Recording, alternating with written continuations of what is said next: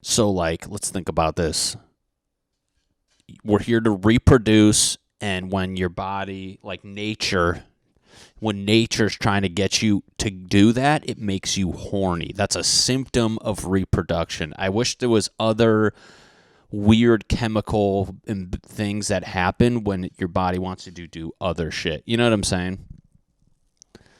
Like when your body wants you to dance, assuming dancing is like as important as like reproduction. Just go with me, you pieces of shit.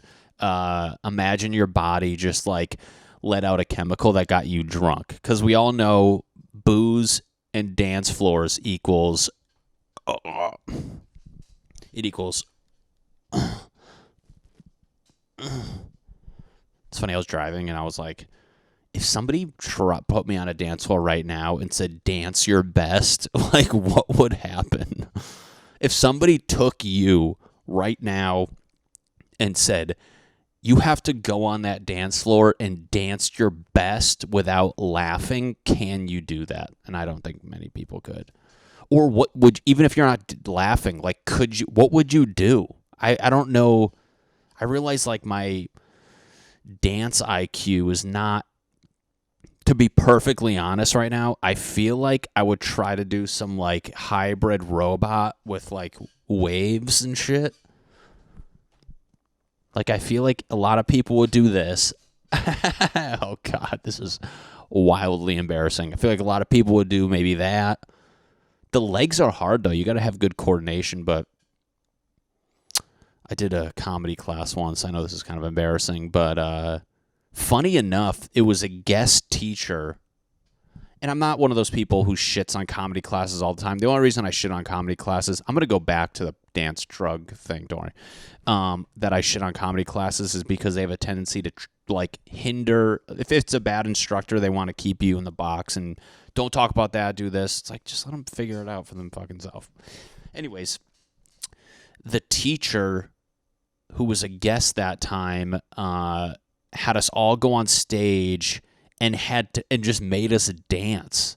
And the point was like, be fine with being weird and uncomfortable, which I'm like, that's a good, I kind of like that. It was wildly embarrassing. And it's funny though how like people still try to be funny in the dancing session, in the lesson at hand, you know? And I remember like just trying to like do this shit, and it's like, you can do it like sitting down, and you're like, you're like, oh, you know, I get it.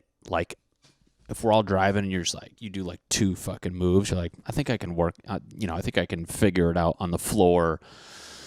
Give me a wedding with a circle, put on Usher. I'm sure I can figure it out. But you don't realize your knowledge ends after this. Yeah, you can piggyback another move onto it, but you don't realize that's still fucking 3.5 seconds. You got like a good 30 seconds. You blow your load pretty quick with the moves that you're used to doing in your car when you're pumped up. You know what I'm saying? So anyways, it was pretty good. I thought I was doing good until I realized I had no clue what I was doing. And funny story, the teacher was Eric Griffin. I don't know him personally, but he's like big in comedy as far as, you know, he's been on Workaholics. Look him up, Erik Griffin. Very funny guy, very nice person. So hopefully me and him become friends one day and I can bring this story up and he can be like, yeah, I was fucking drunk. I just wanted to watch you idiots. Like, I feel like a part of me, if I was like, I'm going to do a guest, you know, I'm going to teach a class as a guest for 20 of those minutes, I'm going to enjoy it for myself. So